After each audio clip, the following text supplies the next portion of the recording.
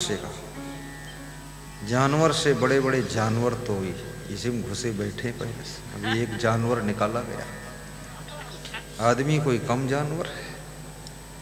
आदमी तो इतना खतरनाक जानवर है, अगर खेत में घुस जाए पेट भर खाएगा, वो गठरी बांध कर निकलेगा, और जानवर घुस जाए तो पेट भर खा लेगा, वो खाली हाथ निकल जाएगा। लेकिन इंसान आपके घर में घुस जाए, दूध मलाई भी खा लेगा और आपका कोट पतलून भी चुरा कर निकल जाएगा। ये और खतरनाक जानवर। इसलिए चाणक्य ने मनुष्य को जानवर का स्थान दिया।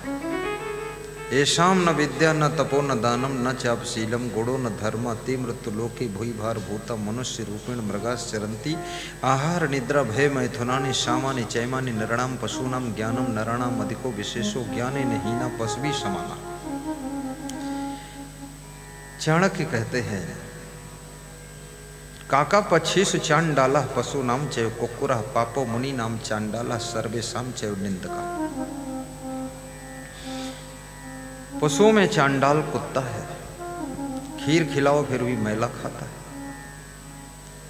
अनावश्यक भौंकता है, जब अधिक भय लगता है तो खाट के नीचे घुस जाता है, डोल डाल कर देता है, जरूरत नहीं है तो भौंक देता है, नींद को भंग करता है, और कभी नाराज हो जाए तो आपके मुंह को चाट लेता है और साथ में टांग में काट लेता है। काटे चाटे श्वान के दो भांत विपरीत। मैला खाकर आया है, मुंह चाट लिया तो थोड़ा खुशबू तुमको भी दे दिया, और टांग में काट लिया, अब इंजेक्शन लगवाते घूमो। काका पक्षी से चांडाला, और पक्षियों में चांडाल कौवे को कहा गया है। ऋषि मुनियों में चांडाल पाप है। जब किसी ऋषि मुनि साधु संत के मन में पाप के विचार आते हैं तब वो चांडाल का काम करता है। इसलिए ऋषि मुनि का मन बड़ा पवित्र होना चाहिए, उसके अंदर सद्गुण सदाचार ही रहने चाहिए, कोई दुर्गुण दुर्विचार नहीं प्रवेश करना चाहिए। साधु संत का स्थान भगवान से बड़ा स्थान होता है। भगवान ने भी कहा है, मोते अधिक संत कर लेख है, मुझसे बड़ा संतों को समझना। इसलिए संतों को स्वयं समझना चाहिए, भगवान ने अपने से बड़ा स्थान हमको दिया है। अब हमको रहनी कैसी बनाना चाहिए, जीवन बिल्कुल पवित्र हो और सुंदर चरित्र हो, परम वैराग्य हो, ऐसा संत का जीवन हो। जो दर्शन करे उसका जीवन भी बसंत हो जाए, दुर्गुणों का अंत हो जाए, ऐसा संत होना चाहिए। बोलिए सद्गुरु भगवान की जय जय जय हो जय जय जय। संत हृदय नाम नीत समाना, संत हृदय नाम आज भी जो परम संत है उनका बहुत सम्मान। कोई दुनिया किसी का अपमान करती ही नहीं है। याद रखना, हम स्वयं जब अपने मर्यादा के लेवल को तोड़ देते हैं, स्वयं अपमान शुरू हो जाता है। माँ बाप को भी अपनी मर्यादा में रहना चाहिए, स्त्रियों को भी अपनी मर्यादा में रहना चाहिए, बेटियों को मर्यादा का पालन करना चाहिए। सीता जी जब लक्ष्मण रेखा को लांघ जाती हैं तभी उनके लिए खतरा होता है। लक्ष्मण रेखा क्या है? वो मर्यादा की रेखा है, नियम की रेखा है, संयम की रेखा है, वही लक्ष्मण रेखा है। हर स्त्री को, हर पुरुष को, हर संत को, हर व्यक्ति को अपनी मर्यादा की रेखा में रहना चाहिए।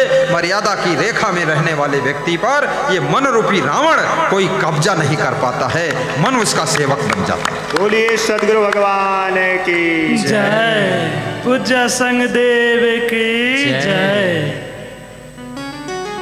संत बिटप सरी ता गिरिधरणी। संत बिटप सरी ता गिरिधरणी। परहित है तू इन्हीं की करणी, परहित है। बहुत मार्मिक है चौपाई, अर्थ भी समझना। अभी तक जो अर्थ समझा है उससे कुछ नया अर्थ आज बताएंगे।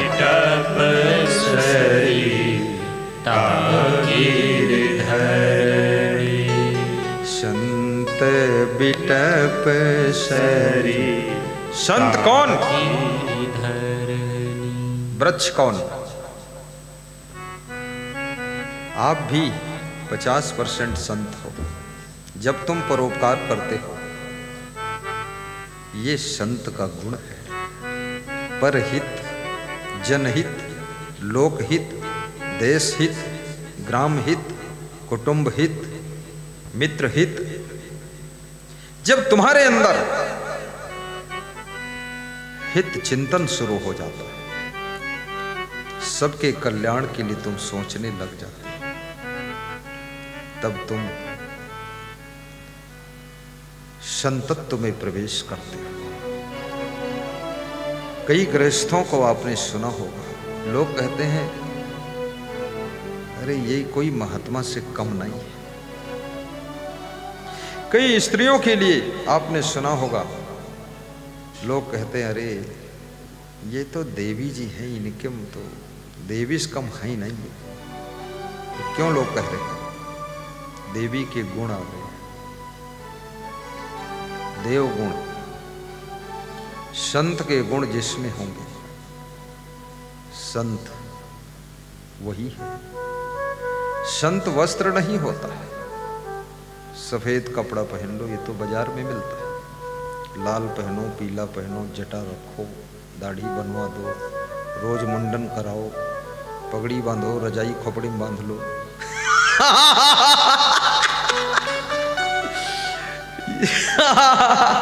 इससे कौन संत का ये कोई लक्षण है? ये तो वाह वेशभूषा। और वेशभूषा इसलिए पहनी जाती है ताकि दूर से लोग समझ जाएं ये संत है। एक संत जी राजनीति में काम करते थे छत्तीसगढ़ में। तो मैंने पूछा, राजनीति में आप आ गए तो इससे कुछ फर्क पड़ा? बोले जहां पर चार नेता कुछ बात कर रहे होते, हम पहुंच जाते तो चुप हो जाते, यही फर्क पड़ा है। तो हमने कहा चुप क्यों हो जाते? बोले गलत बात करते, हम पहुंचे तो चुप हो जाते। अगर ये वेशभूषा ना हो तो मेरे सामने भी लोग बीड़ी जलाकर पीने लग जाएंगे, मेरे सामने ही लोग पान तमाकू थूक देंगे। ये भेष का भी प्रभाव होता है। लेकिन ये भेष जिस शरीर पर सुशोभित हो रहा है, वो शरीर परमार्थ के लिए ही रहना चाहिए, योग साधना में ही लगना चाहिए। अब वो शरीर भोग विलास से मुक्त हो जाना चाहिए। अब वो शरीर शराब नहीं पीना चाहिए, कोई नशा नहीं करना चाहिए। अब ये शरीर से चोरी जैसा कर्म ना हो, बेविचारी का कर्म ना हो। ये वेशभूषा का सम्मान भी तो रखो। पुलिस की वर्दी आपने पहना है, देश की सुरक्षा के लिए वर्दी पहनाई गई है। मिलिट्री की वर्दी है, बॉर्डर पर सो रहे हो, सिर काट कर पाकिस्तान के लोग लेकर चले गए। इस वर्दी का भी थोड़ा ध्यान रखो, ड्यूटी सही लगाओ। सबको सोना ही नहीं चाहिए, कुछ लोग जागो, किसी तरफ से कोई आहट मिले सबको जगाओ। जिस समय पांडव जंगल में सो रहे थे तो भीम जाग रहे थे, सुरक्षा में उनकी ड्यूटी थी। हिडिंब नाम का राक्षस जंगल में आता है, उसको वो आदमखोर था, आदमी को खाता था। खुशबू आती है कि यहाँ कोई आदमी है जंगल में, तो अपनी बहन हिडिंबिका को भेजता है कि पता लगाइए यहाँ कहीं आदमी कोई है, उसको मैं खा लूँ। हिडिंबिका पता लगाने जाती है, भीम को देखती है। भीम को देख करके हिडिंब राक्षस की बहन हिडिंबिका मोहित हो जाती है। बड़ी देर भीम से बातें करती है। बातें करते करते भीम पूछते तुम इधर कैसे आई? तो उसने सब हाल बताया। मेरा भाई हिडिंब है, वो राक्षस है, आप लोगों को खाने के लिए आएगा। तो भीम ने कहा उससे कैसे बचूं? तो उसने कहा बचना मुश्किल है, बहुत खतरनाक है, सबको खा जाएगा, आदमखोर है, आदमी को खाता है। आपस में भीम और हिडिंब का बात कर रहे थे। तब तक हिडिंब आ गया, क्योंकि देर हो गई, यहाँ बातों में लग गई ये लड़की। लड़कियों को देर बात करने में ही होती है, ये बात बहुत करती है, बात करने में देर हो जाती है। बहुत वर्ष पहले महिलाएं कुएं पर पानी भरने जाती थी तो आधा आधा घंटे लग जाता था। पति देव घर में बैठे हैं, भोजन खा रहे हैं, पानी का इंतजार कर रहे हैं। श्रीमती जी, अब कई श्रीमती वहां इकट्ठी हुई है।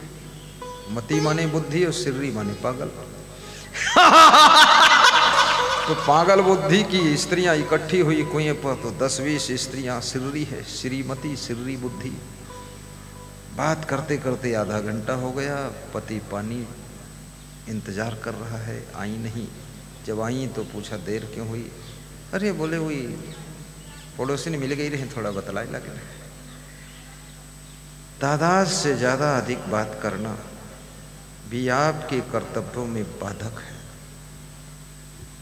बात करने की आदत, बातों के रस में डूबने की आदत, ये भी आपके जीवन में उन्नति की राह में बहुत बड़ा ब्रेकर है। बहुत बातें क्यों करते हो? बातों का कोई अंत नहीं है, तुम्हारा अंत हो जाएगा। रात भर बतलाते रहिए, किच किच किच किच पिच पिच पिच पिच, सो जाइए, बात मत करिए। हिडिंबिका भीम से बात कर रही है। भीम हिडिंबिका को दूर ले जाते हैं कि यहाँ बात मत करो। अर्जुन, नकुल, सहदेव, युधिष्ठिर, कुंती सब सो रहे। हिडिंबिका कहती है मैं तुम्हारे साथ विवाह रचना चाहती हूं। भीम ने कहा रे इतनी बड़ी गलती तुम क्यों कर रही हो? पहली बार मिली हो, मुझको देखी हो, मेरे साथ विवाह रचोगी? जिन लड़कियों के पास विवेक नहीं है वो जिसको देखती हैं 1 मिनट में उससे विवाह रचना चाहती है। अरे विवाह रचना चाहिए कि उससे बचना चाहिए? बहुत वैधी है, बुद्धि नहीं। जहां देखा वहीं विवाह रचते। कुछ हमारे जीवन का सिद्धांत होना चाहिए। किसी के रूप सौंदर्य को देखकर मोहित होना और बिना सोचे विचारे किसी के साथ में विवाह रच लेना और किसी को पत्नी बना लेना, किसी को पति बना लेना, किसी के साथ भाग जाना, किसी को भगा ले जाना, ये सब मूर्खता का ही काम है। सोच समझ लो, पहले उसको देख लो, इसका स्वभाव क्या है, इसका नेचर क्या है, लेक्चर क्या है, पिक्चर क्या है, स्ट्रक्चर क्या है, व्हाट इज लाइफ, इसकी जिंदगी क्या है। खाली चेहरा देख करके तुमने विवाह कर लिया। अब वो स्त्री इतना चंचल है कि छत पे खड़ी फिर कुछ लफड़ा बना दे। अब तुम्हारे लिए पिंड रोग बन गई। तुम्हारे लिए तो ऐसे हो गए जैसे मछली कांटा गले में फंस गया। तुमने विवाह कर लिया किसी लड़के से, वो 4 लड़के से और फंसा। अब तुम रो बैठ गए क्योंकि ये आदमी है, ये साढ़ है पूरा बेवकूफ आदमी। ये के साथ कहे फंसे हो तुम? सोच लो, विचार लो। एक पति अपनी पत्नी से कहता था तुम मेरी जान हो। पत्नी बड़ी खुश होती थी। पत्नी इतनी खुश होती थी कि मैं इसकी जान हूं, जब चाहूंगी तो जान खींच दूंगी, मैं इसकी जान हूं। अब ये क्या करेगा? तो एक दिन उस स्त्री ने कहा कि ये तो मैं मानती हूं कि तुम हमको बहुत मानते हो, क्योंकि तुमने जो कहा कि तुम मेरी जान हो, इससे मैं जान गई कि आप हमको बहुत मानते हो। तो पति बोला सच कहूं? बोले सच कहो। बोले यही बात मैं 10 स्त्रियों से और बोल चुका हूं।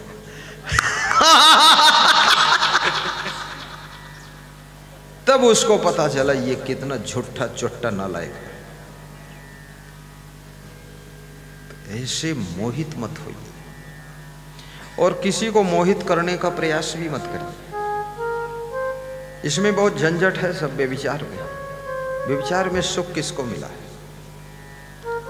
कीचक ने व्यभिचार करने की कोशिश द्रौपदी के साथ किया था और जिस व्यभिचार को कर भी नहीं सका उससे पहले ही भीम ने कीचक का वध किया और 99 भाई आए लड़ने के लिए, उनको भी मारकर लाश बिछा दिया।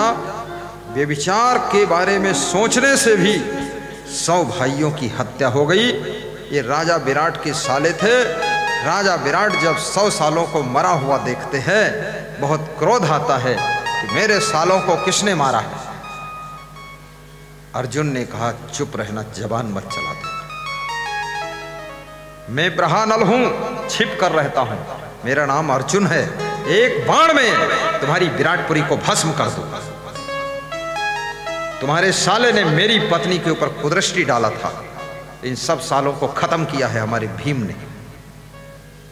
और यदि बोल दिया कुछ तो समझ लेना, मैं ही हूं जो कौरवों को पराजित करके तुम्हारे बेटे को विजय दिलाया था। नहीं, तुम्हारा बेटा तो रण मैदान से भागा था। राजा विराट हाथ जोड़कर खड़े हो गए कि माफ करना, अब कुछ नहीं, मैं तो नौकर समझकर तुम्हें रखा था। बोले मेरी मजबूरी थी, 12 वर्ष का अज्ञातवास था, अन्यथा समझते क्या होते। अर्जुन के बाण जहां पहुंचते थे वहां लोगों के होश उड़ जाते थे। अर्जुन कोई साधारण व्यक्ति है, आप भी अर्जुन बनो।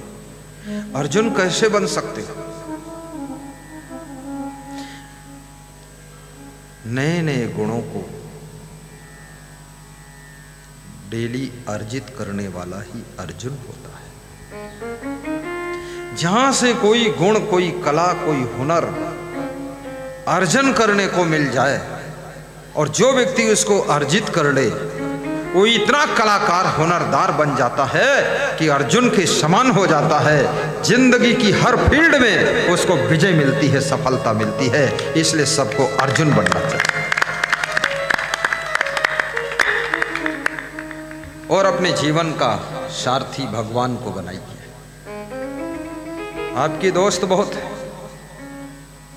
अर्जुन कृष्ण से कहते हैं, हे कृष्ण, तुम मेरे सखा भी हो, तुम मेरे गुरु भी हो, तुम मेरे भगवान भी हो, और हे कृष्ण, रिश्ते में तुम मेरे साले हो, क्योंकि तुम्हारी बहन सुभद्रा मेरी धर्मपत्नी है, और तुम मेरे साथी भी हो, तुम मेरे सारथी भी हो, तुम मेरे गुरु भी हो और सखा भी हो। तुमेव माता च पिता तुमेव तुमेव बंधुश्च सखा तुमेव। क्यों नहीं बोल रहे श्लोक? इससे सरल श्लोक कभी बना ही नहीं। अब तो भी बहुत लोग मौन बैठे हैं, पता नहीं क्या बोला।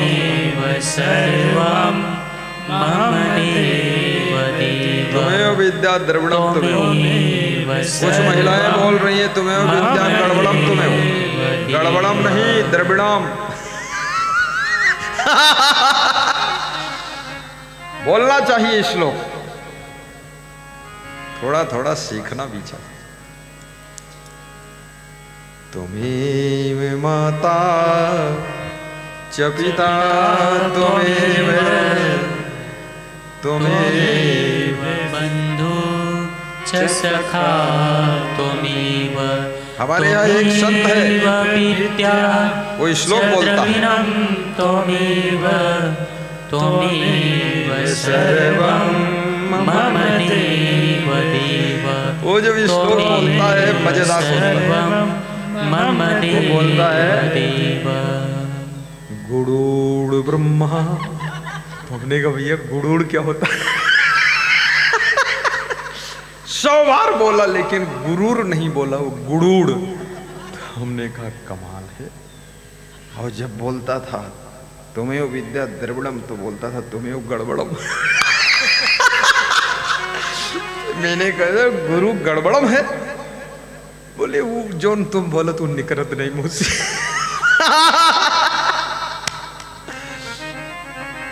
शुद्ध बोलो, शुद्ध उच्चारण करो। तुम्हें हो माता च पिता तुम्हें। अर्जुन जैसी नम्रता होगी, कृष्ण जैसा सारथी हो आपके जीवन रथ का। इंद्रियों के घोड़े हैं, इन इंद्रियों के घोड़ों की लगाम भगवान कृष्ण के हाथ में होना चाहिए, अर्थात कोई महान सद्गुरु के हाथ में होना चाहिए। इंद्रियों के घोड़े आपके जीवन के रथ को गलत रास्ते पर ले जा सकते हैं, गड्ढे में गिरा सकते हैं, आपका पतन कर सकते हैं। इसलिए जिन्होंने गुरु मंत्र लिया, गुरु नाम सुना, गुरु दीक्षा लिया, उन्होंने अपने जीवन के रथ की जो इंद्रियां हैं घोड़े के समान, इनकी लगाम गुरु के हाथों में पकड़ा दिया कि आप ही जानो तारना है कि बोरना है, आप संभालो, ये सब आपका। नाथ सकल संपदा तुम्हारी। हे नाथ, सकल संपदा इतना मार्मिक शब्द है नाथ। अरुण सिंह आगे आइए। नाथ सकल संपदा तुम्हारी, नाथ सकल संपदा तुम्हारी।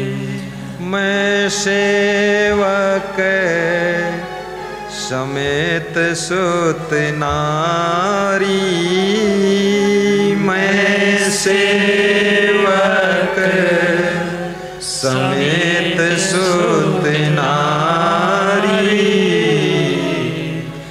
नाथ सकल संपदा तुम्हारी, नाथ सकल संपदा तुम्हारी। हे नाथ, ये सकल संपदा आपकी है। ये परिवार, ये मेरा बेटा, मेरी बेटी, मेरी बहू, मेरी पत्नी, मेरे माँ बाप, सबके जीवन की डोर में आपको सौंप रहा हूं। इनको सबको संभालना। इसलिए गुरु जब सत्संग सुनाता है ना, तुम्हारे इंद्रियों के घोड़ों को काबू करने के लिए संयम नियम की लगाम लगा देता है और घूम घूम कर, खोज खोज कर, कोने कोने में हर एंगल से तुम्हें मर्यादा में जीने की कला सिखाता है। ये साधारण नहीं। नाथ सकल संपदा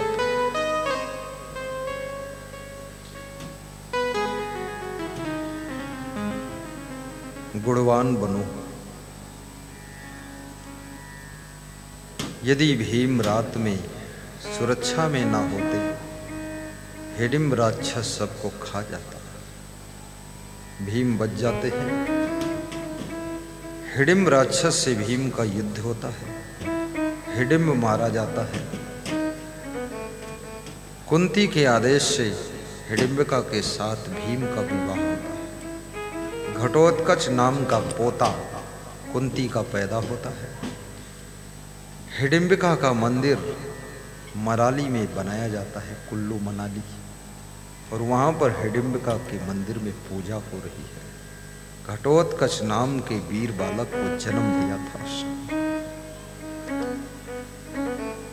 याद रखना, सबके गुण सीखो, दुर्गुण मत सीखो।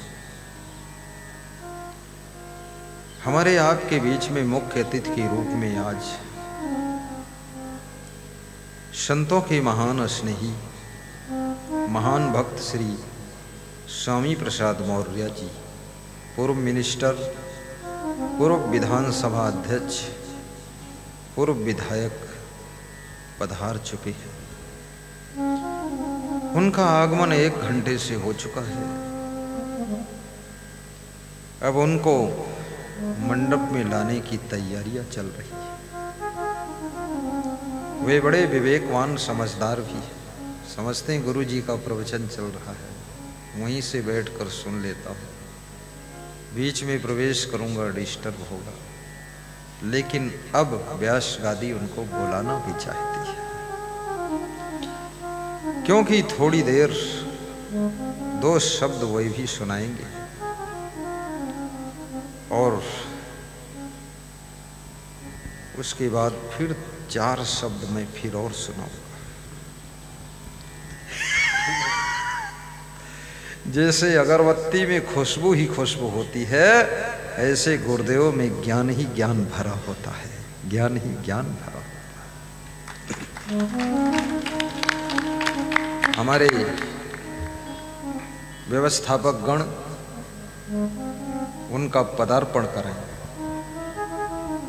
प्रोग्राम प्रबंधक, पुलिस प्रबंधक उनको लेकर आए, सम्मान के साथ एंट्री करें। उस साइड से लाना और जब आएंगे तो आप ताली बजाना, अभी नहीं, सम्मान सबका कर दो। पिता का स्थान देवता के स्थान के बराबर रखा गया, इसलिए हर पिता को अपनी संतान को संपत्ति का सही बंटवारा करना चाहिए।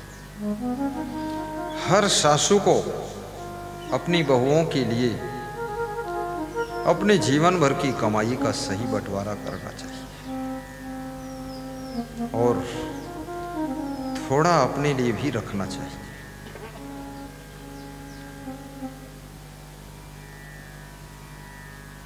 और माता पिता, सास ससुर की देवी देवता समझकर सेवा करना चाहिए, निष्काम सेवा करना चाहिए। कुछ कामना नहीं है कुछ पाने की, इस लालच में सेवा मत करो सासू की कि सोने की चैन हमको मिलेगी। सोने की चैन नहीं चाहिए हमको, केवल सास ससुर का, माता पिता का, गुरु का आशीर्वाद चाहिए।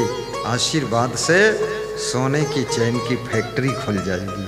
एक चैन में क्या, दिल को चैन मिल जाएगी, मन को चैन मिल जाएगी, जिंदगी में चैन आ जाएगी। इसलिए नम्र निवेदन, निष्काम सेवा करिए। गुरु की भी सेवा निष्काम करो। ये मत सोचो ये गद्दी हमको मिल जाए, गद्दी से ज्यादा रद्दी कुछ है ही नहीं। गद्दी बनाम रद्दी, और रद्दी के पीछे होगी भद्दी। हमारे आश्रम पर 65 एकड़ जमीन है।